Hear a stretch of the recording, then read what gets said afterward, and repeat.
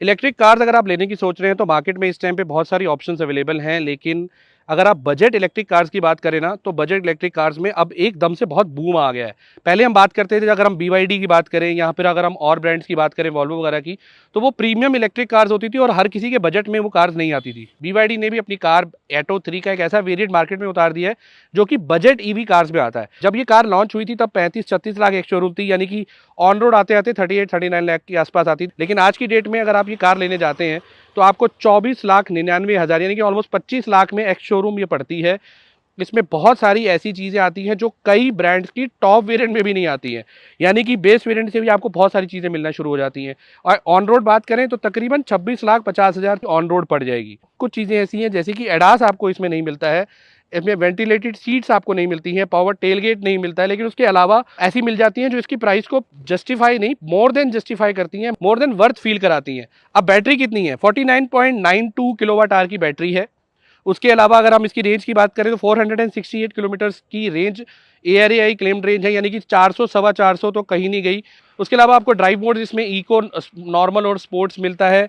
Power की बात करें तो 200 PS की पावर इसमें आपको मिलती है, 310 न्यूटन मीटर का टॉर्क मिलता है। अच्छा, वीडियो में आगे बढ़ने से पहले एक ब्रांड का मैं प्रोडक्ट आपके लिए लेके आया हूँ जो कि बहुत ज़रूरी है आज के टाइम पे जब भी आप चलते हैं, जैसे कि हमें डैश कैम बहुत ज़रूरी है या फिर और जो मस्ट हैव एक्सेसरीज होती हैं आपकी कार के, उसी उन्हीं एक्सेसरीज में से एक एक्सेसरी है टायर इन्फ्लेटर। अब ये वंडर करंट का टायर इन्फ्लेटर है, एक ये मेन आइटम है जिसमें बहुत सारी चीज़ें हैं। यहाँ से आप लॉन्ग प्रेस करके रखेंगे तो ये ऑन हो जाता है। कार का जो 12 वोल्ट वाला सॉकेट है उसे यूज़ नहीं करता, इसके अंदर अपनी इनबिल्ट बैटरी है। टाइप ए का आपको यहाँ पे पोर्ट मिलता है जो आप एज अ पावर बैंक इसको यूज़ कर सकते हैं। टाइप सी आप इसको चार्ज कर सकते हैं, टॉर्च भी मिलती है, प्लस ये जो आपका पोर्ट है होस पाइप को कनेक्ट करेंगे। इसका बाई डिफॉल्ट जो है आपको सॉकेट मिलता है, प्लस इसमें और भी बहुत सारी एक्सेसरीज साथ में आती हैं, चाहे वो कार हो, बाइक हो, साइकिल हो या फुटबॉल हो, आपके घर में कोई भी आप जिसमें हवा भरने की आपको जरूरत पड़े तो आप ये डिवाइस को यूज़ कर सकते हैं। मैं आपको ये बाई डिफॉल्ट वाला जो है सिंपली कनेक्ट कर देना है और इसको मैं कार पे सेट कर दूंगा। ये देखिए, कार पे सेट करते ही यहाँ पे आप प्लस माइनस करके 35 या 36 जितनी भी आप एयर रखना चाहते हैं, करंटली जो एयर है वो भी बता रहा है कि 32.6 जो है इसमें करंटली एयर है। अभी देखिए, अगर आप हवा भर रहे हैं और रात के टाइम पे भर रहे हैं तो टॉर्च की लाइट भी सीधा आपके टायर पे जा रही है। आपको सिंपली यहाँ पे प्रेस करना है और छोड़ देना है।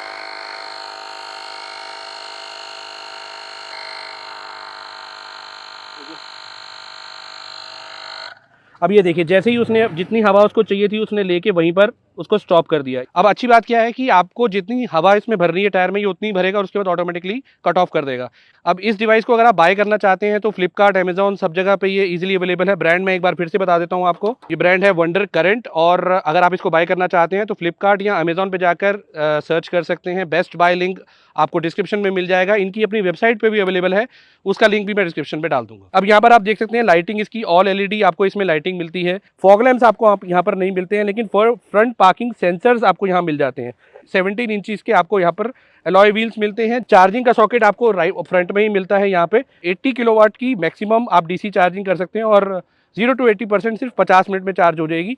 उसके अलावा आपको 7.2 किलोवाट का चार्जर साथ में आता है। उसके अलावा ग्राउंड क्लियरेंस की बात करें तो 175 mm की ग्राउंड क्लियरेंस मिलती है, जो कि इंडियन रोड्स के लिए काफी ऑप्टिमम है। तो रियर में आपको जो है defogger, wiper, spoiler, shark fin antenna सारी चीजें मिलती हैं बेस वेरिएंट से ही। उसके अलावा आपको यहाँ पर जो बूट स्पेस है वो 440 लीटर्स का मिलता है, लेकिन आपको ये इलेक्ट्रिक बूट जो है टेलगेट नहीं मिलता है। बाकी स्पेस आप देख सकते हैं, बहुत अच्छा स्पेस आपको मिलता है यहाँ पे। जो अगर हम BYD एटो की बात करें तो बिल्ड योर ड्रीम्स बड़ा बड़ा लिखा आता था, लेकिन अब उन्होंने चेंज करके सिर्फ BYD कर दिया। मेरे को लगता है ये ज़्यादा बेटर लग रहा है। अब चलते हैं गाड़ी के अंदर और आपको दिखाते हैं कि गाड़ी के अंदर आपको क्या क्या मिलता है। अब पीछे का स्पेस आपको मैं दिखाऊं तो यहाँ पर आपको कैसा स्पेस मिलता है। एक तो बिल्कुल फ्लैट बेड मिलता है, इसलिए आपको यहाँ पे कोई हम्प देखने को नहीं मिलेगा।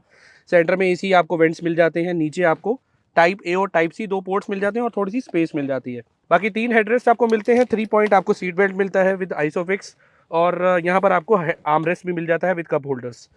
60-40 स्प्लिट मिलता है, यानी कि अगर आप यहाँ से सीट को फोल्ड कर देते हैं तो आप पीछे बूट को भी एक्सेस कर सकते हैं। पैनोरामिक सनरूफ मिलता है और वो भी टेंटेड ग्लास में, यानी कि इसका हालांकि शीट आती है, जो इसका कर्टेन है वो आता है, लेकिन बिना कर्टेन के भी हीट बहुत ज़्यादा अंदर डिफ्लेक्ट नहीं होती है, यानी कि अंदर का टेम्परेचर उतना ज़्यादा इंक्रीज नहीं होता। यहाँ पर कर्टेन दिया गया है जो आप बंद कर देंगे तो ऑब्वियसली अंदर का टेम्परेचर सही रहेगा। उसके अलावा यहाँ पर अगर आप डोर में देखेंगे तो यहाँ पर आपको कुछ इस तरह से डोर ओपनिंग का ऑप्शन मिलता है, जो कि थोड़ा डिफरेंट है बाकी BYD की कार से, ये डिफरेंट है। बीच में ट्विटर मिलता है, नीचे स्पीकर मिलता है और हर जगह आपको सॉफ्ट टच देखने को मिलता है। सीट्स की जो रैपिंग है वो बहुत शानदार है। जो टॉप वेरिएंट में आपको लेदर अपहोल्स्ट्री मिलती है उसी तरह की अपहोल्स्ट्री आपको बेस वेरिएंट में मिल रही है। हर जगह आपको सॉफ्ट टच मिल रहा है, टच आपको इनेबल्ड लाइट्स मिल रही है, पैनोरामिक सनरूफ मिल रहा है। बाकी एक बार आगे चलते हैं, आगे दिखाता हूँ आपको कि और क्या क्या मिलता है। बेसिक आपको चीज़ें बता देता हूँ। सेंटर कंसोल बहुत ही ज़बरदस्त लगता है, आपको बिल्कुल ऐसी फील आती है कि आप किसी कॉकपिट में आ गए हैं और बहुत ही एकदम प्रीमियम फील आती है। सेंटर में भी देखेंगे तो सॉफ्ट टच आपको मिलेगा, वायरलेस आपको चार्जिंग मिलेगी, एसी वेंट्स मिलेंगे। 12.8 इंचेस की आपको इसमें स्क्रीन मिलती है। यहाँ सेंटर में ही आपको स्टार्ट स्टॉप बटन भी मिलता है कि यहाँ पर आप क्लिक करके इसको टिल्ट कर सकते हैं, चाहे तो हॉरिजॉन्टल या वर्टिकल मोड में कर सकते हैं। हॉरिजॉन्टल ही पसंद आता है, वर्टिकल में समझ नहीं आता। एप्पल कारप्ले और एंड्रॉइड ऑटो वायरलेस मिलता है। सेंटर का जो ये आपका गियर जो नॉब है वो कुछ इस तरह से दिखता है और बहुत ही प्रीमियम फील आता है। आप यहाँ देखेंगे कि लेदर आपको यहाँ पे रैप्ड मिलता है। R&D जो यहाँ पर बेसिक मोड्स रहते हैं और सेंटर में पार्किंग मोड रहता है। यहाँ हैजार्ड आपको बटन मिलता है, प्लस और जो पार्किंग सेंसर्स हैं ऑन और ऑफ की ऑप्शन है। और जो ट्रैक्शन कंट्रोल ऑन ऑफ कर सकते हैं, ऑटो होल्ड आप ऑन ऑफ कर सकते हैं, ड्राइविंग मोड्स मिलते हैं, रियर वाइपर है, AC और ऑन ऑफ कर सकते हैं, ऑटो मोड पे ले जा सकते हैं, और प्लस आपकी जो इंफोटेनमेंट से रिलेटेड कंट्रोल्स हैं उनको यहाँ पर आप मैनेज कर सकते हैं। स्टीयरिंग आपको जो यहाँ पे टिल्ट और टेलीस्कोपिक दोनों मिलता है। सेंटर की जो स्क्रीन है वो थोड़ी छोटी मिलती है और उसका कोई बहुत ज़्यादा यूज़ भी नहीं है, लेकिन फिर भी आपको इन्फॉर्मेशन सारी मिलेगी कि आप कौन से मोड में चला रहे हैं, कितनी परसेंटेज लेफ्ट है और कितने किलोमीटर चल चुकी है और कितनी रेंज अभी बाकी है। अब एक काम करते हैं, ड्राइविंग स्टार्ट करते हैं और फिर बाकी चीज़ें मैं आपको ड्राइव करते हुए बताऊंगा। चलिए डी मोड पे डाल के स्टार्ट करते हैं। सबसे पहले ये चेक करते हैं कि 0 to 100 कितने सेकंड्स में पहुंचती है। अभी 0 पे हैं हम, एकदम एक्सीलेटर पेडल पे प्रेस करते हैं।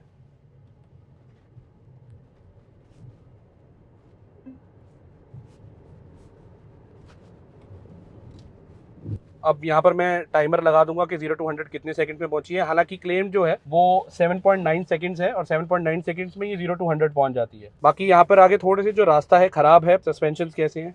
अरे भाई गड्ढे में से निकली तो पता ही नहीं चला यार कि गड्ढे में से निकली है। जबरदस्त सस्पेंशन। जनरली इस रोड पे जब हम कार्स को निकालते हैं तो बहुत ज़्यादा फील होता है अंदर कि भाई ख़राब रोड से निकाल रहे हैं। अभी मैं जितना हो सके मैक्सिमम उतना ख़राब रोड से निकालने की कोशिश कर रहा हूँ। हमने अपनी ड्राइव की स्टार्टिंग ही थोड़ी सी चैलेंजिंग कर दी, पहले 0 to 100 टेस्ट कर लिया और अब उसको ख़राब रोड्स पे निकाल रहे हैं। बट रियली यार रिमार्केबल सस्पेंशंस, बहुत ही बढ़िया। अंदर बिल्कुल आपको फील नहीं होगा, एटलीस्ट ड्राइवर सीट पे तो फील नहीं हो रहा है। बाकी रेयर पे कैसा फील हो रहा है मंजीत? ठीक है, ओके, ज़्यादा नहीं है ना। बाकी अगर हम दूसरी कार के कंपैरिजन में देखें तो कम है ना। हाँ कम। तो यहाँ पर पीछे की रियर सीट्स में भी सस्पेंशंस बढ़िया है।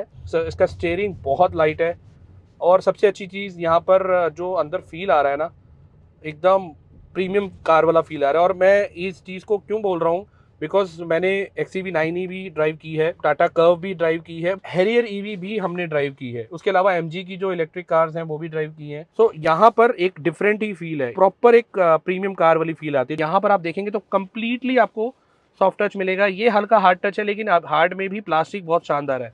बाकी AC वेंट्स देखिए, एकदम डिफरेंट डिज़ाइन है। एम्बियंस लाइट भी आपको मिलेगी, आप देख सकते हैं अभी थोड़ा अंधेरा हो रहा है तो आपको यहाँ पे डोर्स में एम्बियंट लाइटिंग वगैरह मिल जाएगी।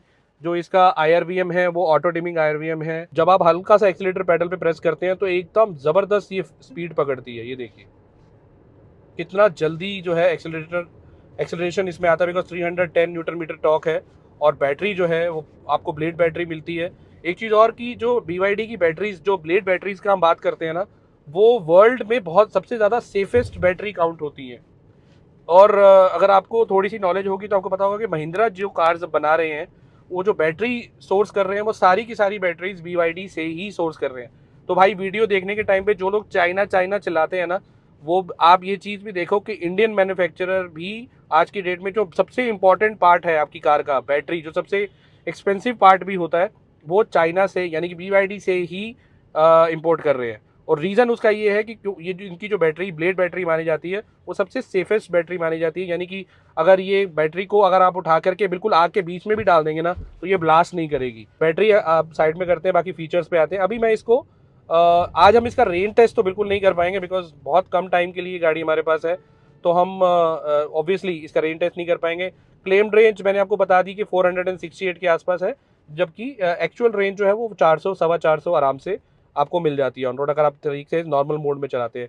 सेंटर में यहाँ पर आपको मोड आता है, ये मोड ऑप्शन पे जो बटन पे आप क्लिक करते हैं तो आप सामने दिखा सकते हैं कि यहाँ स्पोर्ट्स मोड, इको और नॉर्मल मोड में आ जाती है। अभी हम नॉर्मल मोड पे चला रहे थे, सबसे पहले इसको इको मोड पे लेके चलते हैं और देखते हैं कि क्योंकि इको मोड में रेंज अच्छी मिलती है तो कितना जो है ड्राइविंग एक्सपीरियंस कैसा रहता है, बिकॉज जनरली हमने देखा है कि और कार्स जो हैं जिनमें आपको इको मोड वगैरह मिलता है, जब आप उन मोड्स में लेके जाते हैं तो वहाँ पर आपका एक्सपीरियंस ख़राब हो जाता है। आपको ऐसा फील होता है कि मतलब कार जो है वो दब गई है, उतनी अच्छी जो है परफॉर्मेंस निकल के नहीं आ रही। तो मैंने यहाँ पे एक्सीलेटर पेडल प्रेस किया, ऑब्वियसली मुझे थोड़ा ज़्यादा पुश करना पड़ रहा है to get some acceleration. As expected eco अपने बिल्कुल नाम से ही, जैसा नाम है वैसे ही बिहेव कर रहा है। बहुत अच्छा आपको यहाँ पे थ्रस्ट नहीं मिलेगा, नॉर्मल है बिल्कुल।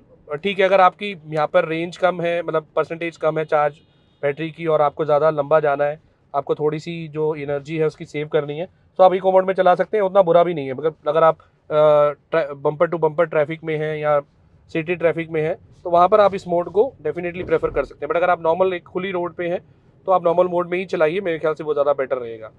अब आते हैं तीसरे मोड में। अभी आगे रोड भी वैसी नहीं है, लेकिन हम फिर भी थोड़ा सा एक्सपीरियंस कर लेते हैं इसके स्पोर्ट्स मोड को। भाई ये तो रॉकेट है स्पोर्ट्स मोड पे, एज एक्सपेक्टेड बिल्कुल रॉकेट है। हमारे आगे एक MG विंडसर जा रही है, ऑब्वियसली वो डिफरेंट सेगमेंट की कार है, और यहाँ तो 100 जो है बिल्कुल जिसे कहते हैं विद नो टाइम उसने 100 जो है अचीव कर लिया। जो हमने 0 to 100 स्टार्टिंग में किया था वो हमने नॉर्मल मोड में किया था। अब जो कंपनी क्लेम करती है 7.9 सेकेंड्स, वो क्लेम करती है स्पोर्ट्स मोड में। तो एक काम करते हैं, इसको स्पोर्ट्स मोड में ही एक बार ट्राई करके देखते हैं। रोड आगे खाली है, 0 पे लेके चलते हैं इसको बिल्कुल। ठीक है, अब स्टार्ट।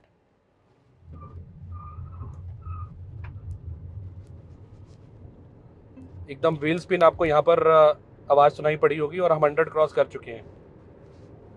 सो अगेन यहाँ पर एक्चुअल में टाइम देखने की ज़रूरत है कि कितना टाइम लगा।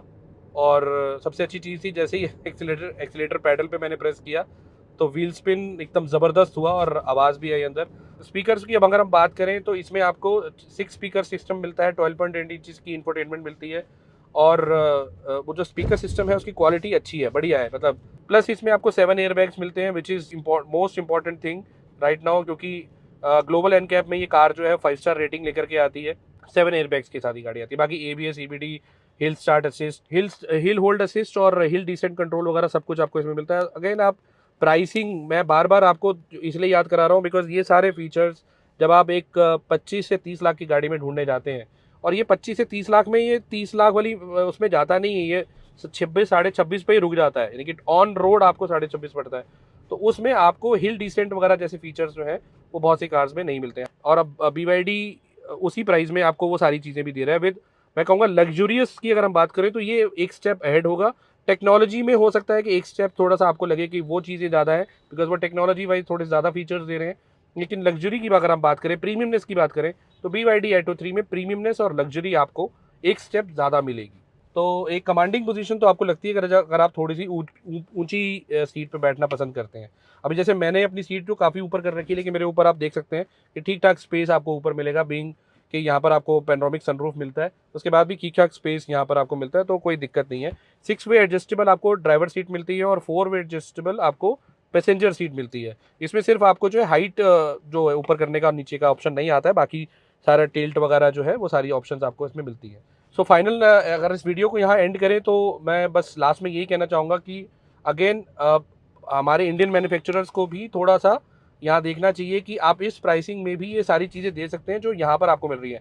फ्रंट और रियर पार्किंग सेंसर्स भी आपको यहाँ मिल रहे हैं। 360 डिग्री कैमरा बेस वेरिएंट से ही आपको मिल रहा है। एक बार मैं 360 डिग्री कैमरा की जो क्वालिटी है वो दिखाना चाहूँगा। अब ये देख सकते हैं क्या 360 डिग्री कैमरा का जो व्यू है वो कुछ इस तरह से आता है।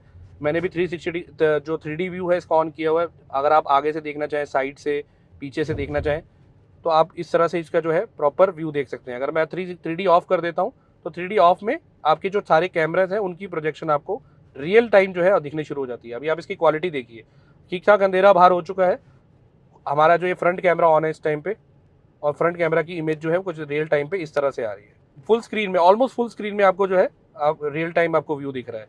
इन पैसों में आपको वर्थ जो है ये चीज़ मिल रही है, प्रीमियमनेस आपको पूरी मिल रही है, और प्राइसिंग कम होने के बावजूद भी कॉस्ट कटिंग उतनी नहीं की गई है। ऑब्वियसली थोड़े बहुत फीचर्स कम है, जैसे ये एडास आपको नहीं मिल रहा है, वेंटिलेटेड सीट्स नहीं मिल रही है, विच इज़ ओके, बिकॉज बहुत से लोग जो है एडास, और ये कहीं ना कहीं BYD ने जो है इंडियन कस्टमर की नब्ज को भी पहचाना है। बिकॉज हम भी जब बहुत से लोगों से बात करते हैं तो बहुत से लोग ऐसा बोलते हैं कि ठीक है यार एडास नहीं भी होगा तो चलेगा, तो वहाँ पर उन्होंने एक अच्छा काम किया कि एडास को हटा लिया, जो उनकी कॉस्ट काफ़ी जिसकी वजह से रिड्यूस हो गई।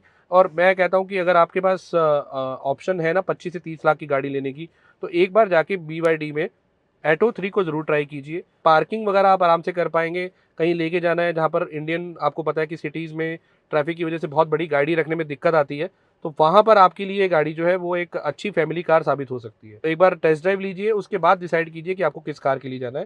सो अगर आपके और उसके अलावा भी कोई कमेंट्स हो तो आप हमें नीचे कमेंट सेक्शन में पूछ सकते हैं। चैनल सब्सक्राइब नहीं किया है तो सब्सक्राइब कर लीजिए, क्योंकि हम इसी तरह के डिटेल्ड, हालांकि टाइम कम था लेकिन फिर भी हमने पूरा एक एक पॉइंट कवर किया है, कोई ऐसा पॉइंट नहीं है जो छोड़ दिया है। अगर फिर भी कोई पॉइंट छूट गया हो तो आप कमेंट सेक्शन में पूछ सकते हैं, मैं उसका आंसर करने की अलग से पूरी कोशिश करूंगा।